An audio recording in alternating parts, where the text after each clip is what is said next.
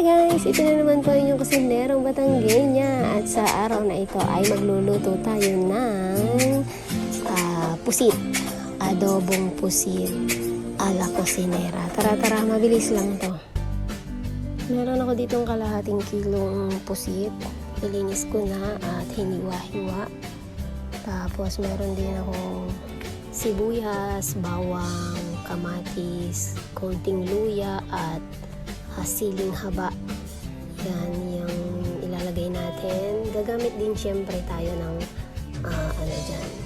konting mantika, panggisa, konting paminta, yan, konting asukal, konti-konti lang. Ayan. Maglalagay din tayo ng konting toyo. Maglalagay din tayo ng konting suka. Puro konti-konti lang. Kasi kalahating kilo lang naman yung lulutuin natin. Depende sa lasa na gusto nyo, kung gaano karami yung ilalagay ninyo. Pero ako, konti-konti lang. Mas madali kasing magdagdag kapag kakulang. Kaysa yung marami, tapos maalat pala or maasim pala, diba?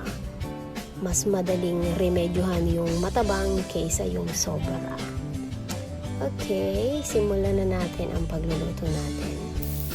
Gisahin lang natin yung bawang, sibuyas, luya. Gisahin lang yan. Ako pinagsabay-sabay ko na yung paghigisa. Pagluto na ang bawang, sibuyas, luya, ilagay na din natin yung kamatis, yung hiniwang kamatis. Tinatakpan ko para maluto agad yung ating kamatis. Kapag luto na yung kamatis, ayan, pwede na siya, luto na siya. Pwede na natin ilagay yung ating pusit. Haluin lang ng bahagya.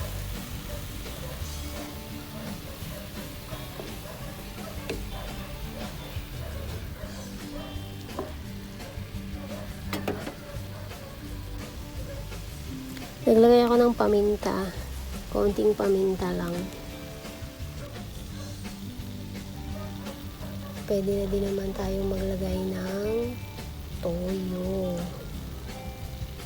Yan. Sabi ko nga kanina, konti-konti lang. Lagay din tayo ng asukal. Konti lang. Brown sugar. Takpan ulit natin. Hintayin natin kumulo. Kung napansin nyo, hindi ako naglagay ng tubig. Kasi itong pusit, kapag niluto, ayan, nagtutubig ng kanya, diba? Kapag kumulo na siya, makikita mo, may sarili na siyang tubig. Hindi na tayo maglagay. Ang ilalagay na lang natin ay konting suka. Depende sa asim na gusto natin. Ayan, tapos lagay natin yung siling green, yung siling haba. Tapos takloban ulit, hintayin kumulo at maluto. Kapag luto na, isalin sa isang malinis na plato. Tawagin ang pamilya at pagsaluhan. At pagkatapos ng ilang minuto, ubos na. Nakakain na ang buong pamilya. O diba, ang dali lang. Ganyan lang magluto ng adobong pusit si kusinera. Ubos agad. O diba, sili lang ang natira. May konting sabaw naman para sa aso. Salamat sa panonood. Nawa ay nagustuhan nyo ang aking munting video. God bless everyone. Thank you so much. Huwag kalimutang mag-subscribe at mag-comment. Thank you so much. God bless.